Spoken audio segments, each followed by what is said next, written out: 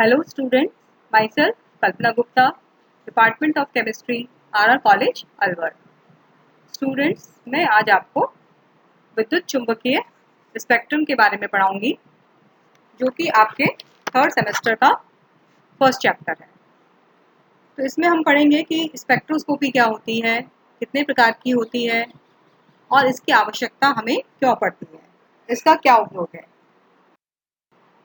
कार्बनिक और अकार्बनिक यौगिकों की संरचना ज्ञात करने के लिए हम मुख्यतः स्पेक्ट्रोस्कोपी का यूज करते हैं।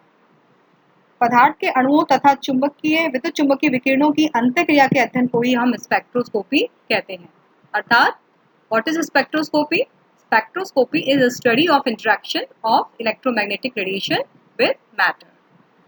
आप यहाँ डायग्राम में देख सकते हैं कि हमारा प्रकाश आ रहा है, ये हमारी विद्युत चुंबकीय तरंगे हैं और सैंपल जो कि हमारा पदार्थ है। तो जब इन विद्युत चुंबकीय तरंगों की अंतःक्रिया इस सैंपल के साथ होती है तो हमें स्पेक्ट्रम प्राप्त होता है, जिसको कि हम रिकॉर्डर में रिकॉर्ड कर लेते हैं। तो मुख्य रूप से जो स्पेक्ट्रम है वो दो प्रकार का होता है। विद्युत चुंबकीय स्पेक्ट्रम मुख्य रूप से दो प्रकार का होता है, एब्जॉर्प्शन और इमिशन।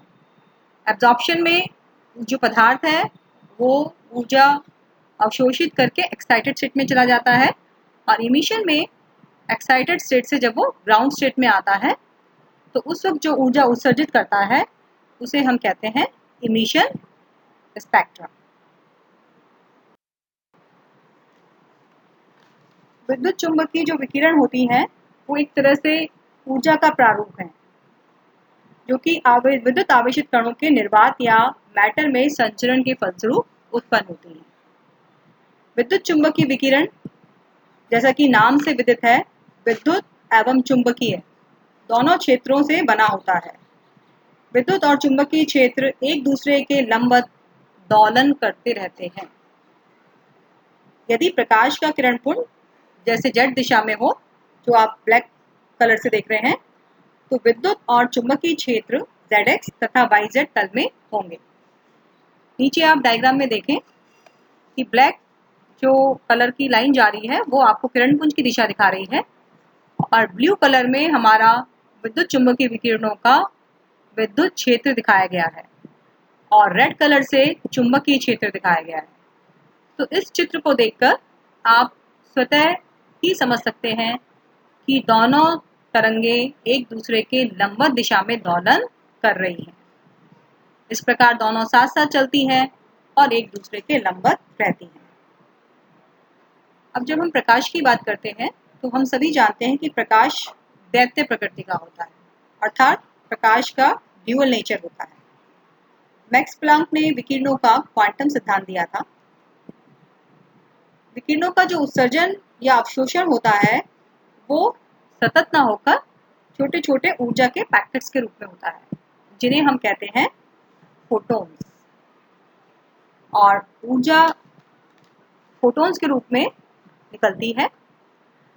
तो इस प्रकार से विद्युत चुंबकीय तरंगे संचरण करती हैं। जब कभी भी श्वेत प्रकाश की किरण पुंज को प्रिज्म या ग्रेटिंग में से गुजारते हैं तो यह विभिन्न रंगों के अवयव में विभाजित हो जाता है, जिसे हम स्पेक्ट्रम कहते हैं। आप देख रहे हैं चित्र में कि सफ़ेद लाइट है, ये ग्लास का प्रिज्म है।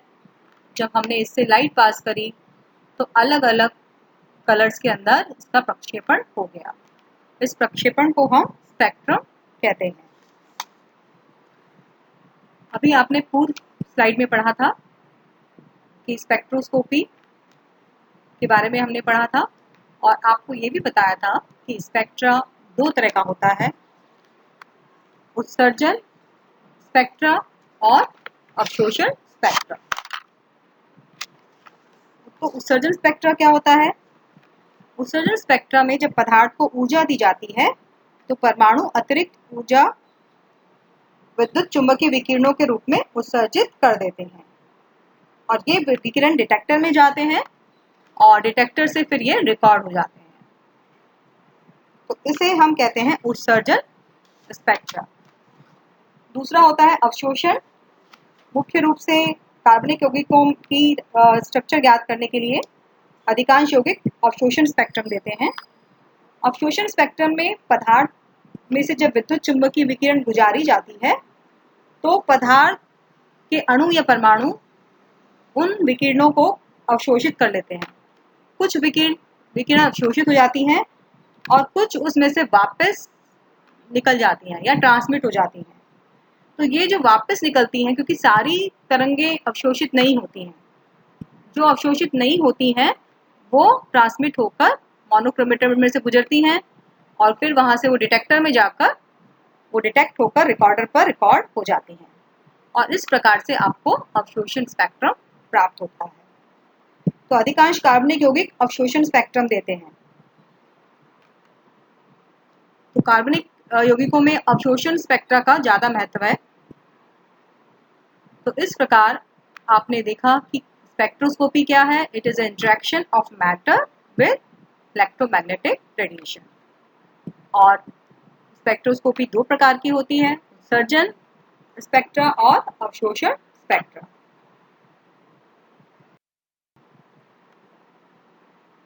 एक और इम्पॉर्टेंट बात है, विद्युत चुंबकीय विकिरण बहुत तरह तरह की होती हैं, अलग अलग इनको हम श्रेणियों में विभक्त करते हैं, किंतु इसका एक पोर्शन जो कि हमारी आंखें देख पाती हैं, इस विद्युत चुंबकीय विकिरण का एक क्षेत्र ऐसा है जिसे हमारी आंखें देख सकती हैं और उसे हम कहते हैं विजिबल लाइट स्पेक्ट्रम। दृश्य प्रकाश, और इसकी जो वेवलेंथ होती है वो करीब होती है 740 नैनोमीटर से 380 नैनोमीटर के बीच में। 740 नैनोमीटर से पहले का क्षेत्र इंफ्रारेड रीजन कहलाता है और 380 नैनोमीटर के क्षेत्र के बाद वाला क्षेत्र अल्ट्रावायलेट तरंगों का कहलाता है। आप सब जानते हैं कि हम कलर्स देख सकते हैं। क्यों हम देख पाते हैं सब कलर्स? जो हम कलर किसी भी ऑब्जेक्ट का देखते हैं वो हम उसका रिफ्लेक्टेड कलर देखते हैं। जब किसी ऑब्जेक्ट पर लाइट पड़ती है तो वो उस लाइट को एब्जॉर्ब कर लेता है, उसकी कुछ विकिरणों को एब्जॉर्ब कर लेता है और जो विकिरणों को एब्जॉर्ब नहीं करता, जो रिफ्लेक्ट होती है, जो लाइट रिफ्लेक्ट होती है उससे ऑब्जेक्ट से, वो ही हम उसी कलर को हम देखते हैं। तो ये है विजिबल लाइट रीजन यानी कि दृश्य प्रकाश, जो सबसे इम्पॉर्टेंट है। बिकॉज इस जितनी भी तरंगे हैं, विभिन्न प्रकार की श्रेणियां हैं विद्युत चुंबकीय विकिरणों की, उसमें से सिर्फ हम दृश्य प्रकाश को ही हमारी आंखें देख पाती हैं। इसी की वजह से हम विभिन्न प्रकार के कलर्स पहचान पाते हैं।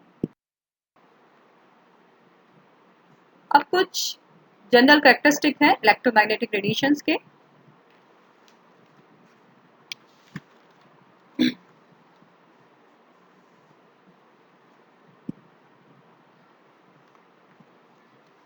विद्युत चुंबकीय विकिरण जो है वो निर्वात में या किसी मैटर में संचरण कर सकती हैं, गमन कर सकती हैं।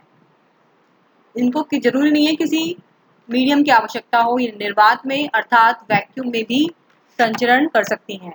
जबकि जो दूसरी तरह की वेव्स होती हैं जैसे कि ध्वनि तरंगे, जिनमें हमें हमेशा मीडियम की आवश्यकता होती है, हमें एक माध्यम की जरूरत होती है। जैसे कि तो ध्वनि तरंगों के लिए हमें गैस, सॉलिड या लिक्विड, तभी हम उसकी आवाज़ सुन पाते हैं।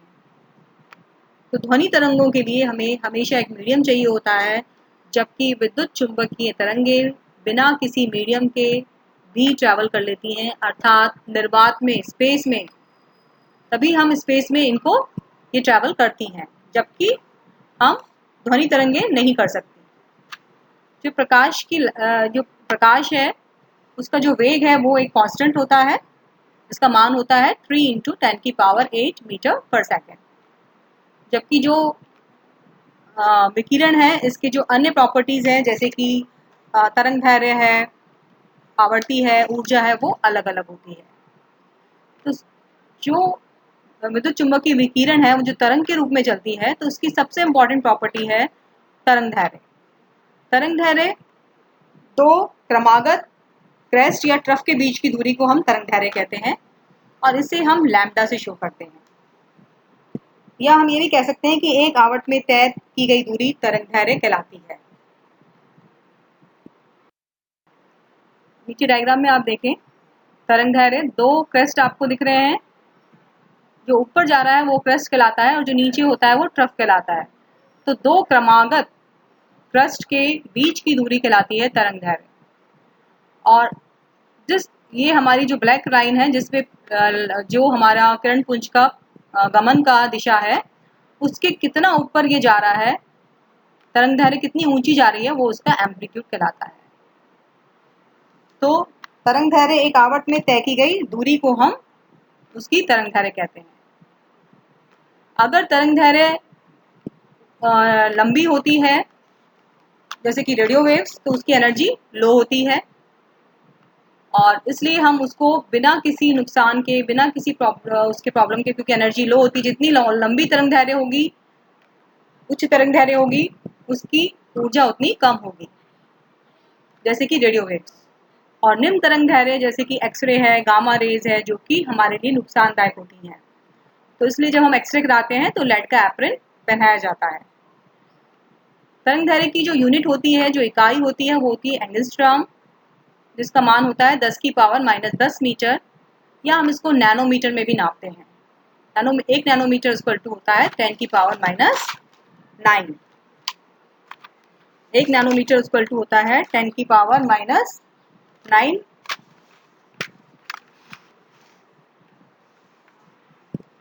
तो इस प्रकार से इस चित्र में आप देख सकते हैं तरंग दैर्घ्य, 2 आपको क्रेस्ट दिख रहे हैं, उनके बीच की दूरी तरंग दैर्घ्य है और इसकी लंबाई हम एंगस्ट्रॉम में नापते हैं या नैनोमीटर के अंदर। c जो है स्पीड ऑफ लाइट है, लैम्डा वेवलेंथ कहलाती है, न्यू फ्रीक्वेंसी कहलाती है। अगर निम्न तरंग दैर्घ्य होती है तो उसका मतलब उसकी फ्रीक्वेंसी ज़्यादा होगी, और अगर फ्रीक्वेंसी ज़्यादा होगी किसी भी तरंग दैर्घ्य की, तो उसकी ऊर्जा भी ज़्यादा होगी।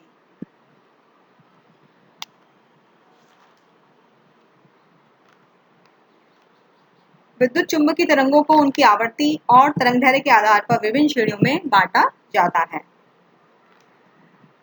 जैसा कि आपको पहले भी बताया कि विद्युत चुम्बकीय विकिरणों में जो विद्युत क्षेत्र है और चुंबकीय क्षेत्र है, एक दूसरे के लंबवत दोलन करते हैं और उनका एक एम्पलीट्यूड होता है, एक तरंग दैर्घ्य होती है और उनकी फ्रीक्वेंसी होती है, आवृत्ति होती है। इस नीचे आप जो तरंग दैर्घ्य है वो निम्न तरंग दैर्घ्य से उच्च तरंग दैर्घ्य की ओर चलती है। जो उसका रेंज है वो निम्न तरंग दैर्घ्य से उच्च तरंग दैर्घ्य की तरफ है। आप देख रहे हैं कि जिनकी तरंग दैर्घ्य छोटी है, शॉर्टर है, उनकी फ्रीक्वेंसी भी ज़्यादा है और उनकी ऊर्जा भी ज़्यादा होगी, अर्थात वो नुकसान भी ज़्यादा पहुँचाएंगे। इसके विपरीत जैसे जैसे हम लेफ्ट से राइट की तरफ चल रहे हैं, हमारी तरंग दैर्घ्य की लंबाई बढ़ती जा रही है और उसकी फ्रीक्वेंसी कम होती जाएगी। उच्च तरंग दैर्घ्य की फ्रीक्वेंसी कम होती जाएगी उच्च ऊर्जा की, और उसकी उच्च तरंग दैर्घ्य निम्न ऊर्जा श्रेणी की तरफ होगी। तो अगर लॉन्गर है वेवलेंथ, उच्च तरंग दैर्घ्य है, तो उसकी ऊर्जा लोअर होगी, लोअर एनर्जी होगी और फ्रीक्वेंसी भी कम होगी, जैसे कि रेडियो वेव्स, माइक्रोवेव्स। अब हम पढ़ेंगे नेक्स्ट, जो हमने तरंग दैर्घ्य पढ़ी है अभी, तो तरंग दैर्घ्य का एक एम्पलीट्यूड होता है जो कि ये मेजर करता है कि तरंग दैर्घ्य की ऊंचाई कितनी है। बेसिकली एम्पलीट्यूड जो है तरंग दैर्घ्य की हाइट मापता है। जितना ज़्यादा एम्पलीट्यूड होगा उसका मतलब उसकी ऊर्जा उतनी ज़्यादा होगी। अगर लोअर एम्पलीट्यूड है तो मीन्स उसकी एनर्जी भी कम होगी। आप ऊपर डायग्राम में देखें, अगर हम लेफ्ट में देखें जहाँ हमारी निम्न तरंग दैर्घ्य है, तो यहाँ पर आप देख रहे हैं कि जो तरंग दैर्घ्य है उसकी हाइट ज़्यादा है। तो हाइट ज़्यादा है तो उसका मतलब उसकी ऊर्जा भी ज़्यादा है। जबकि आप राइट डायरेक्शन में चलें तो जब हम उच्च तरंग दैर्घ्य देख रहे हैं तो यहाँ पर आप देखेंगे कि इसकी वेव जो तरंग दैर्घ्य है इसकी हाइट कम है। तो कम एम्पलीट्यूड है, इसलिए उसकी एनर्जी भी लो है। एम्पलीट्यूड जो है आपको किसी भी तरंग दैर्घ्य की इंटेंसिटी और उसकी ब्राइटनेस के बारे में बताती है। नेक्स्ट है आवृत्ति। आवर्ती प्रति सेकंड में दोलन की संख्या को हम आवर्ती कहते हैं और इसे हम हर्ट्ज में रिप्रेजेंट करते हैं। और ये ऊर्जा और आवर्ती में एक दूसरे के डायरेक्टली प्रोपोर्शनल होती हैं। ये रिलेशन आप सभी लोग जानते हैं। आइंस्टीन के द्वारा दिया गया relation E equal to H nu. E ऊर्जा है, एच प्लैंक कांस्टेंट है और न्यू फ्रीक्वेंसी। एक वेवलेंथ को कितना टाइम लगता है ट्रैवल करने में, वो उसका कहलाता है पीरियड, जिसको हम सेकंड से मेजर करते हैं। और नेक्स्ट है वेग। जैसा कि बताया मैंने आपको पहले भी कि सभी प्रकाश की किरणों का वेग निश्चित होता है, जो कि होता है 3 इंटू 10 की पावर 8 मीटर पर सेकेंड या 186 माइल्स पर सेकेंड। तो इलेक्ट्रोमैग्नेटिक जो वेव्स हैं उनकी जो वेग है, वैक्यूम के अंदर जो उनका वेग होता है वो 3 इंटू 10 की पावर 8 मीटर पर सेकेंड होता है। इस स्लाइड में हम देखेंगे कि विभिन्न प्रकार की हमारे पास वेव्स हैं। जैसा मैंने आपको पहले बताया कि जो विद्युत चुम्बकीय तरंगे हैं वेव के रूप में संचरण करती हैं। जैसे जैसे तरंग दैर्घ्य इंक्रीज होती है, फ्रीक्वेंसी डिक्रीज होती है, और अगर वेवलेंथ डिक्रीज होती है, अगर तरंग दैर्घ्य का मान निम्न होता है तो फ्रीक्वेंसी उच्च होती है। तो विभिन्न प्रकार की तरंगों को उनके आवर्ती और ऊर्जा और तरंग दैर्घ्य के आधार पर हम विभिन्न श्रेणियों में बांटते हैं। तो बहुत सारे हमारे पास इलेक्ट्रोमैग्नेटिक रेडिएशन में अलग अलग तरह की हमारे पास तरंगों को हम नाम देते हैं, जैसे radio waves, microwaves, IR waves, visible waves, UV waves, X ray, gamma rays. तो यहाँ आप देख रहे हैं कि यहाँ हमने रेडिएशन का टाइप दिखाया गया है आपको, और वेवलेंथ हमने मीटर में लिखी हुई है 10 की पावर 3 रेडियो वेव्स। और जैसे जैसे आप आगे जा रहे हैं तो तरंग दैर्घ्य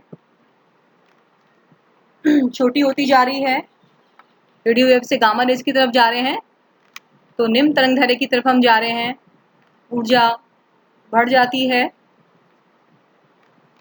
और ये स्केल दिखाया गया है आपको, फ्रीक्वेंसी दिखाई हुई है, इनकी आवर्ती दिखाई हुई है। रेडियो वेव्स की आवर्ती 10 की पावर 4 है, कम है फ्रीक्वेंसी। लॉन्गर वेवलेंथ होगी तो फ्रीक्वेंसी कम होगी।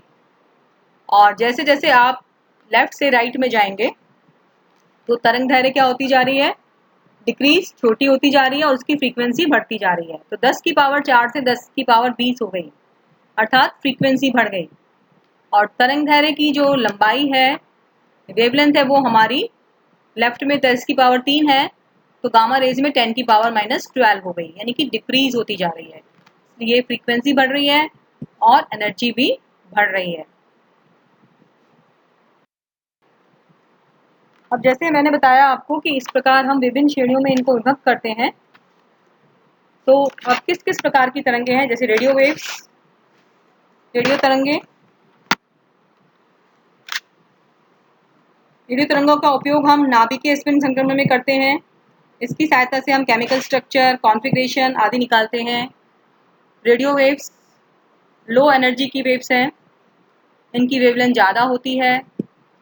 जो भी आप रेडियो सुनते हैं, FM, AM, रडार, टीवी से जो भी तरंगे आती हैं वो सब रेडियो वेव्स होती हैं। और फ्रीक्वेंसी चूँकि तरंग दैर्घ्य लंबी है तो निश्चित रूप से फ्रीक्वेंसी शॉर्ट होगी, कम होगी। और रिमोट कंट्रोल आइटम्स में, सेल फोन में, वायरलेस में, इन सब में रेडियो तरंगे उपयोग होती हैं। तो रेडियो स्टेशन से निकलने वाली जो भी तरंगे हैं वो सब रेडियो वेव्स हैं।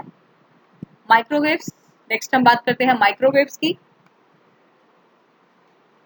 माइक्रोवेव्स जो हैं ये IR और विजिबल से ये तरंगे लंबी होती हैं, लेकिन रेडियो वेव से छोटी होती हैं। इनकी जो वेवलेंथ है 10 की पावर -4 मीटर से 10 की पावर -1 के बीच में होती है। माइक्रोवेव्स भी कम्युनिकेशंस में, संचरण में, मेडिसिन में आदि में यूज होती हैं।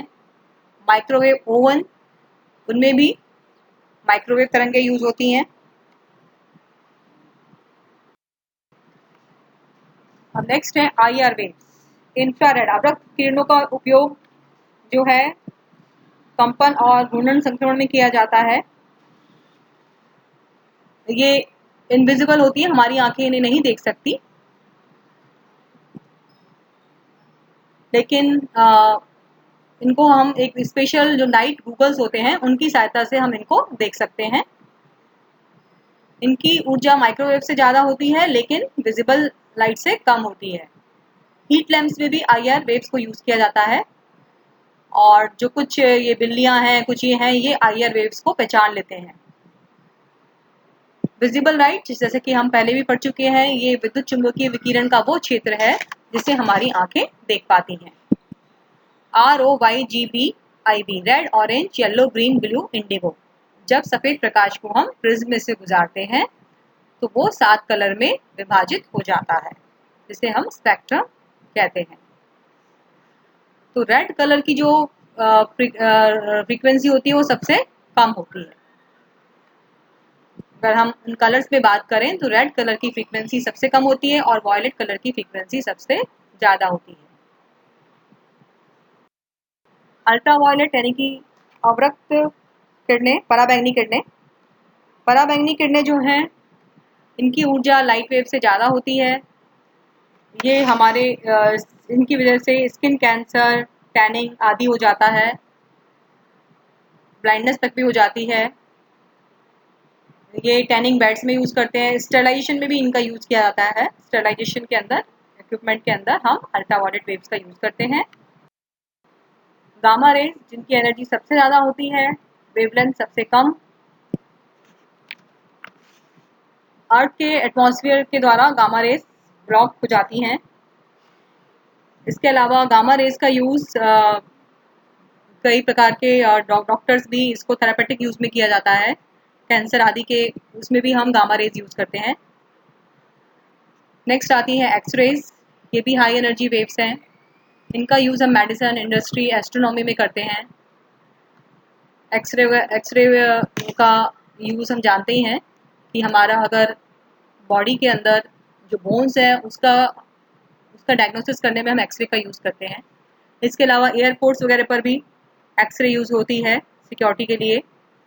आपके बैग के अंदर, आपकी बैग की इमेजिंग करने के लिए बैग के अंदर कुछ सामान ऐसा तो नहीं है, तो उसके लिए भी एयरपोर्ट अथॉरिटी एक्सरे। तो इस प्रकार से हमने विभिन्न प्रकार की स्पेक्ट्रोस्कोपी का इंट्रोडक्शन आपको बताया। अब एक थोड़ा सा मैं बेसिक कंसेप्ट आपको बताऊंगी स्पेक्ट्रोस्कोपी का। जो इलेक्ट्रोमैग्नेटिक रेडिएशन है, जैसे कि पहले बताया कि ड्यूअल नेचर का होता है, तो ये वेव के रूप में भी होती है या पार्टिकल के रूप में।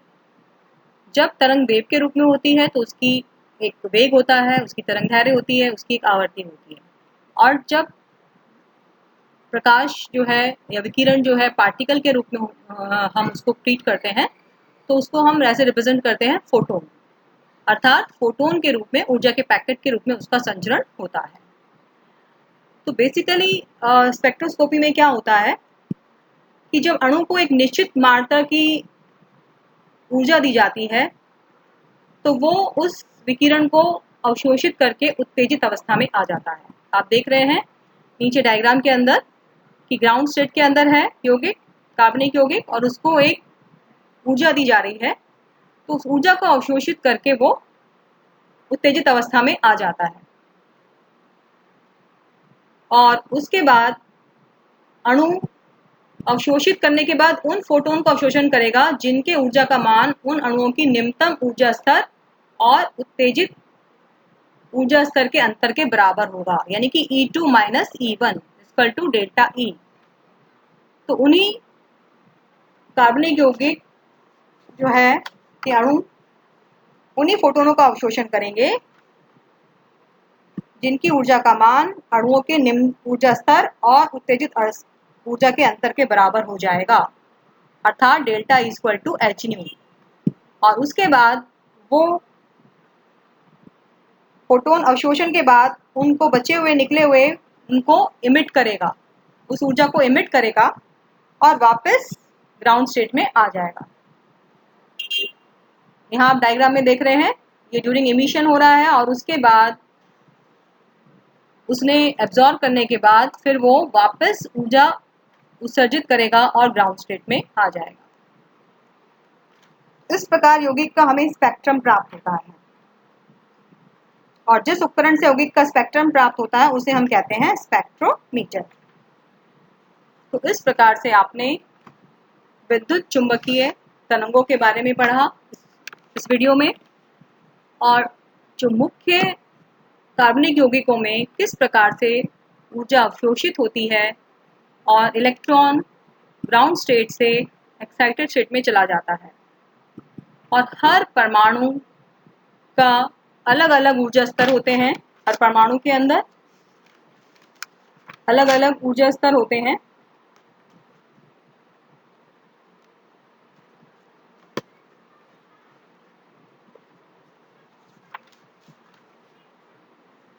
परमाणुओं की आणविक संरचना के आधार पर पदार्थ के अणु प्रकाश के विभिन्न क्षेत्रों से ऊर्जा का अवशोषण करके विभिन्न प्रकार से उत्तेजित होते हैं, जिससे हमें विभिन्न प्रकार के स्पेक्ट्रम प्राप्त होते हैं। तो इसे ही हम स्पेक्ट्रोस्कोपी कहते हैं। अगर फोटोन हायर ऊर्जा का होगा, उच्च ऊर्जा का होगा, तो वो जो वेवलेंथ निकालेगा वो निम्न तरंगदैर्घ्य की होगी, और अगर फोटोन की ऊर्जा अधिक है तो जो उससे वेवलेंथ उत्सर्जित होगी वो उच्च तरंगदैर्घ्य की होगी, लॉन्गर वेवलेंथ की होगी।